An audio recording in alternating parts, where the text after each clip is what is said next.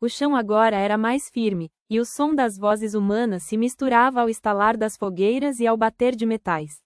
O cheiro também mudava, tornando-se menos de terra molhada, e mais de fumaça, madeira queimada e comida sendo preparada em algum lugar.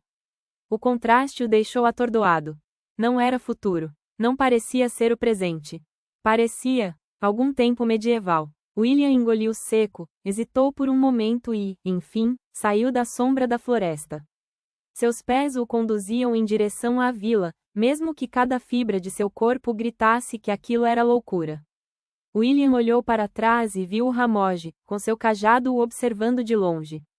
Com um rosto de como quem estava decepcionado. Ramogi, então, andou para trás de uma árvore, desaparecendo do campo de visão de Will. William piscou e, mesmo confuso, continuou andando em direção às casas, tentando absorver tudo ao seu redor. De repente, sentiu algo estranho na sua mão. Ele olhou para baixo e viu que estava segurando um pedaço de plástico e metal. Era a bateria do seu projeto. Mas como isso havia chegado à sua mão? Ele não se lembrava de ter pegado isso antes. William sentiu uma onda de confusão e desorientação. Ele olhou em volta, esperando encontrar alguma explicação, mas não viu nada que fizesse sentido. Ele guardou a bateria no bolso, sentindo-se cada vez mais confuso. O que tudo isso significava? Aquele homem velho disse que eu era o escolhido. O que isso significa? Indagou consigo mesmo. William não sabia, mas sentia que precisava descobrir. Os passos de William ecoavam estranhos no solo batido da rua principal. Assim que cruzou o limite das primeiras casas, o movimento do lugar pareceu desacelerar. Uma criança largou a bola de pano com que brincava, encarando-o de boca aberta. Uma mulher que carregava cestos interrompeu o caminho, os olhos estreitados de curiosidade. O murmúrio das conversas se quebrou, e o silêncio foi preenchido apenas pelo crepitar das tochas presas às paredes. William sentiu cada olhar pesar sobre si. Sua camiseta amarrotada, a calça gasta, rasgada, com um corte no joelho destoava. Ali, se sentiu como se ele fosse uma peça errada no tabuleiro. Passou a mão no próprio braço, tentando se esconder dentro da própria pele. Foi então que notou um homem, parado mais adiante. Era um homem forte como um soldado, com ombros largos e uma postura ereta que irradiava confiança. Usava uma veste vermelha, quase cerimonial, que se destoava dos outros à sua volta. O tecido era luxuoso, com um brilho sutil que refletia a luz do sol. A cor vermelha era intensa, quase incandescente. Como se estivesse um status acima dos outros, o homem caminhou na direção de William, sem pressa, e a multidão abriu espaço em silêncio, como se reconhecessem naquela figura certa autoridade. O som de passos ecoou pelas ruas de terra batida. E o ar pareceu vibrar com a presença do homem. Quando chegou perto, ele parou diante de William, e o silêncio se tornou ainda mais profundo. O homem observou William de cima a baixo. Seus olhos estreitando-se ligeiramente ao notar as roupas estranhas, o jeito desajeitado, o olhar confuso. Um sorriso breve, quase imperceptível, ergueu um canto de sua boca, e por um momento, William pensou ter visto um brilho de curiosidade nos olhos do homem. Você não é daqui. Não é, disse em voz firme, como quem faz uma constatação mais do que uma pergunta. William engoliu seco, sem conseguir responder.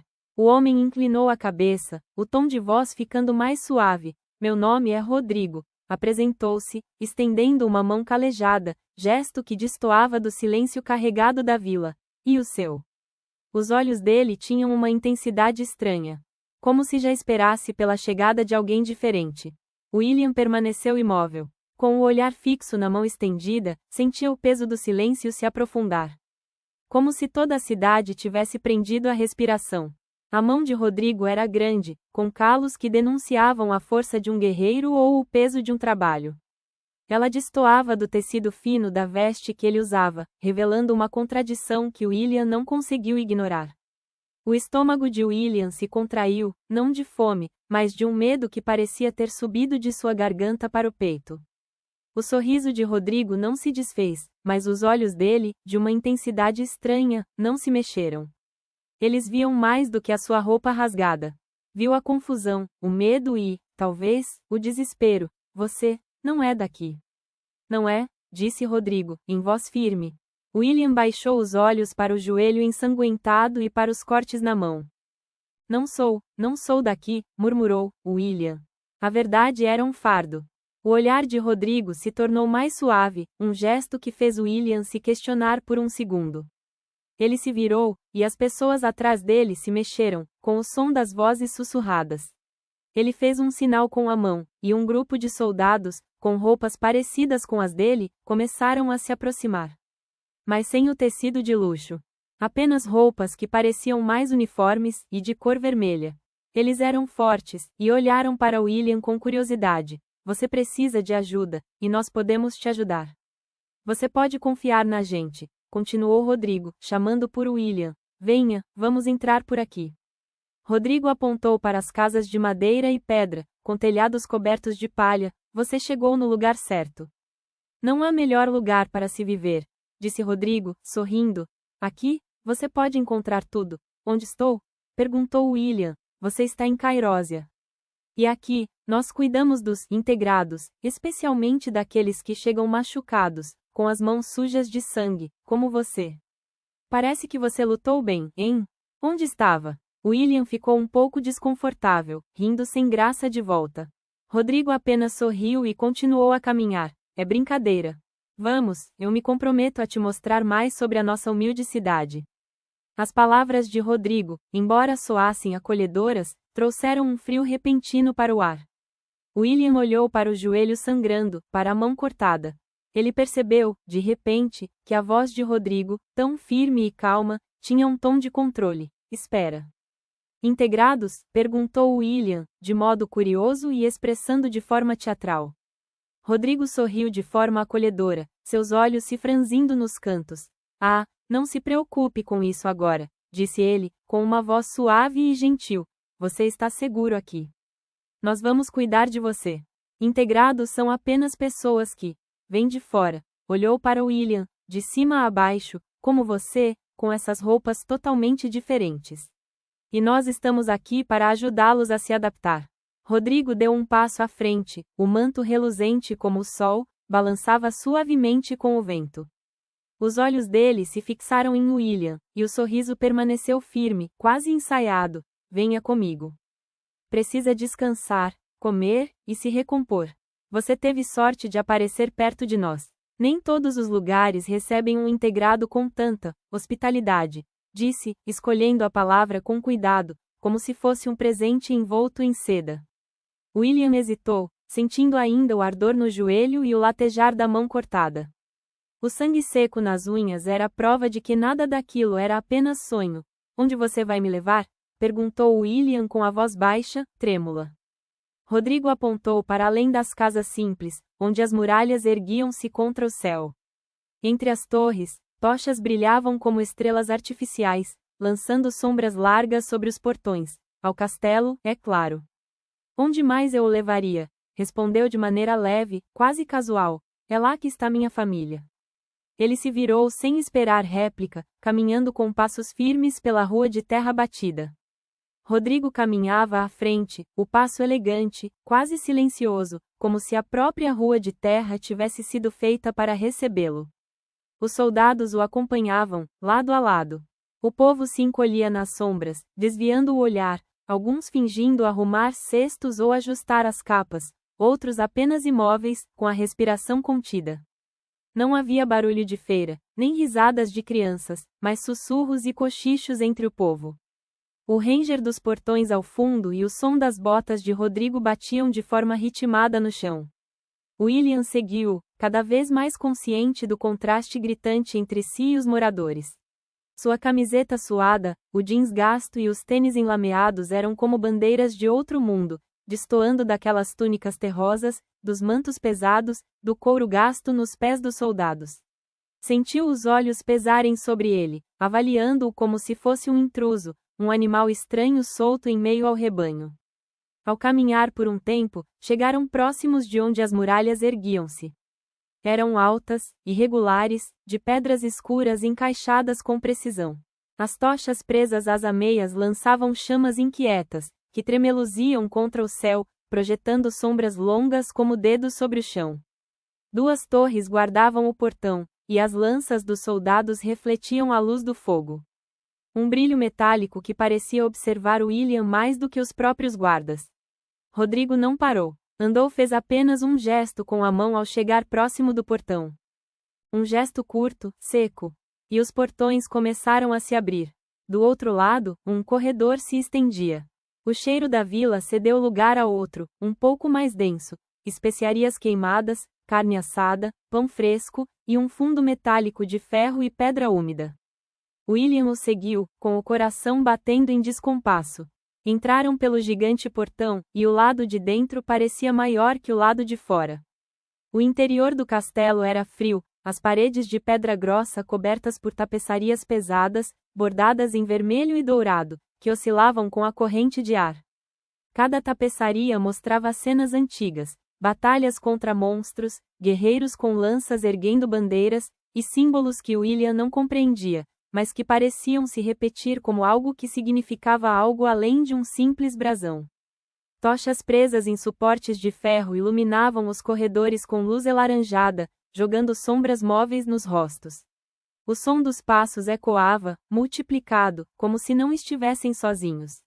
Rodrigo virou-se para William por um instante. Aqui, você estará seguro. E, claro, terá tempo para se recuperar, disse em voz baixa, quase paternal, mas havia algo de calculado na cadência. Mais adiante, portas pesadas de madeira se abriram sozinhas, empurradas por 2 criados.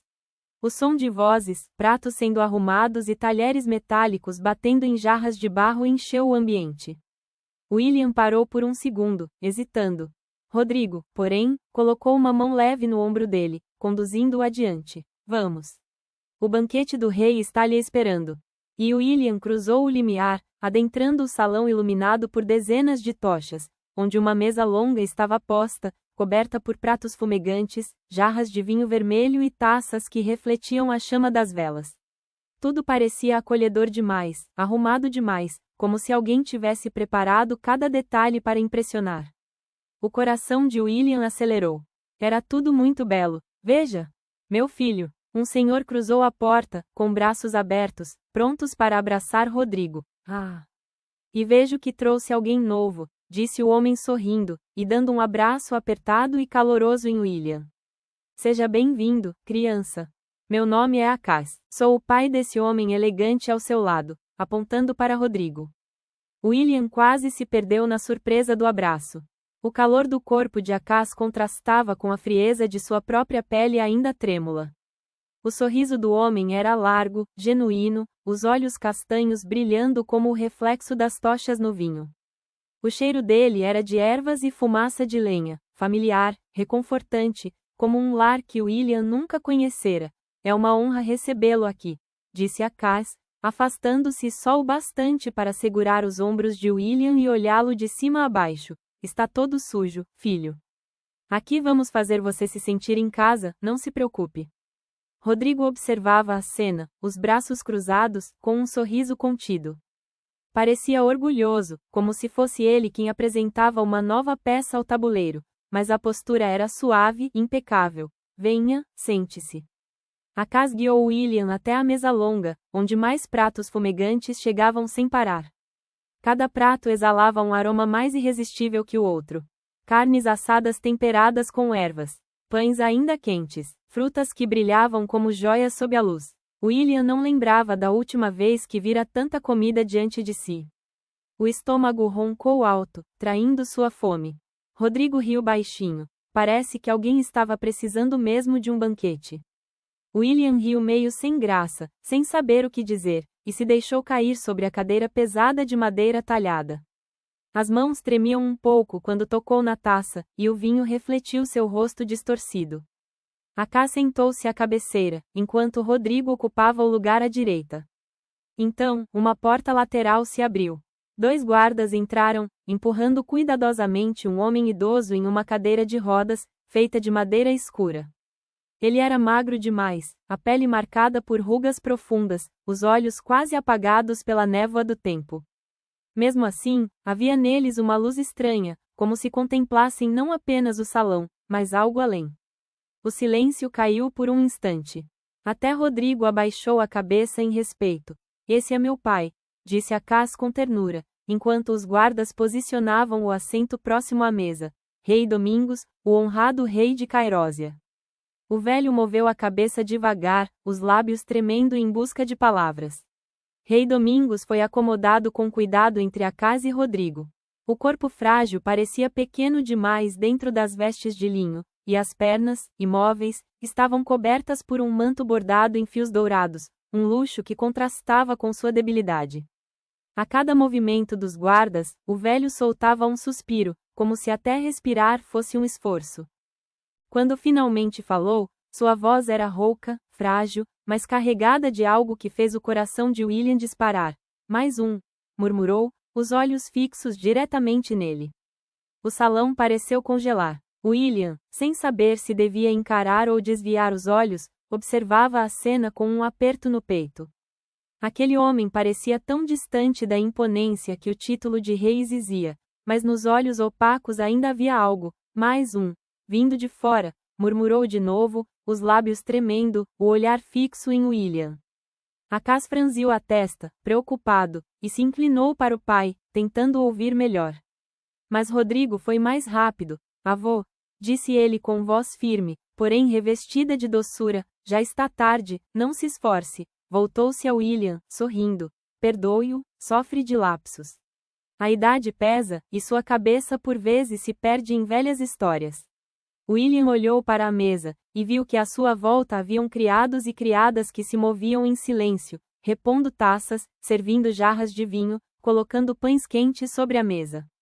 As chamas das tochas refletiam nos metais polidos, fazendo o salão brilhar como se fosse iluminado pelo próprio sol. Ignore ele, William, meu querido avô se confunde às vezes, disse o príncipe Rodrigo, com a voz doce, voltando-se para William como quem pede desculpas por um parente idoso. Vamos comer logo, completou. O rei, contudo, abriu a boca mais uma vez, tentando insistir. O servo, o sinal. Rodrigo pousou a mão no ombro dele, com delicadeza ensaiada, mas os olhos estreitados denunciavam impaciência. Delírios, William, disse, quase rindo, a mente dele às vezes se confunde. Um dia ele estava falando sobre uma cápsula, um compartimento de formato de uma ave gigante, onde pessoas entram e voam pelo céu. Avião? Perguntou William. Ah, é isso. Sim, é este o nome. Rodrigo ri, colocando a mão sobre a boca, como se estivesse envergonhado. Mas por aqui nós não temos isso. Muito menos os que batem asas giratórias como insetos gigantes. E, num tom mais alto, Rodrigo puxou o assunto para outro lado. Olhe, avô, veja o que trouxemos hoje. Carne de cervo, caçada esta manhã. Um criado colocou diante do rei um prato fumegante, a gordura ainda crepitando, liberando um aroma forte de ervas e alho, criando uma atmosfera quente e acolhedora. Os olhos apagados e cabisbaixos de Domingos se acenderam por um instante. A mão trêmula agarrou o garfo com dificuldade, e o velho sorriu, um sorriso simples, infantil, ao enfiar o pedaço de carne nos dentes gastos. Boa, muito boa carne, murmurou, esquecendo-se por completo do que dizia antes.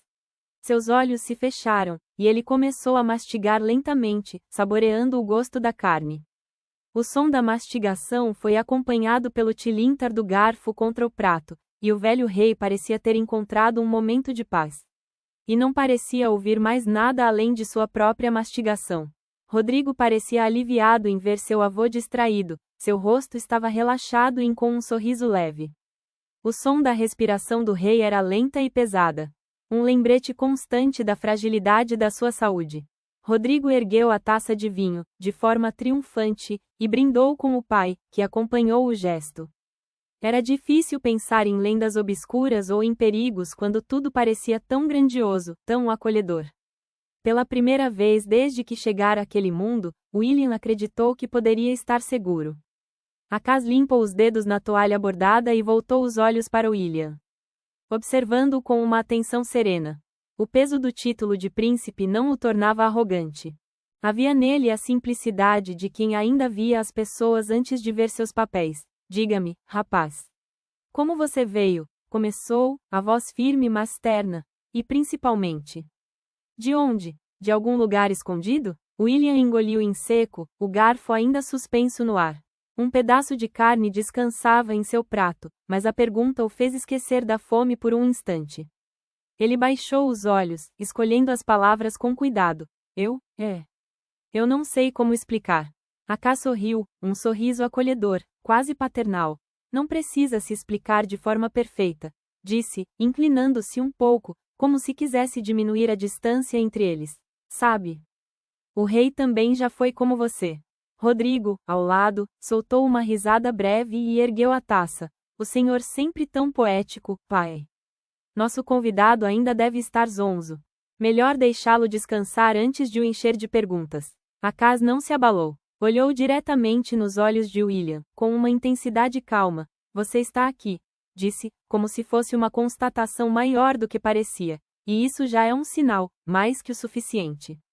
Houve um silêncio breve, preenchido pelo som das flautas ao fundo e pelo tilintar das taças sendo recolhidas pelos criados. William sentiu um arrepio, como se aquelas palavras tivessem mais peso do que a mesa inteira diante dele. Acas pousou a mão sobre o ombro do jovem, firme mas leve. Hoje você é hóspede em Cairósia. Que seja bem-vindo como se fosse da nossa própria família. Rodrigo ergueu a taça novamente, sorridente. A isso, brindemos. À família e aos amigos. As taças se ergueram no salão, e o vinho refletiu as chamas das tochas, como pequenas estrelas cintilando entre elas. A sala do banquete era ampla, iluminada por tochas presas em suportes de pedra viva, que lançavam sombras dançantes sobre os rostos dos presentes. O teto abobadado parecia respirar, e o aroma de especiarias doces e carnes exóticas pairava no ar como um véu invisível. William estava sentado à mesa principal, entre figuras que falavam pouco, mas observavam muito.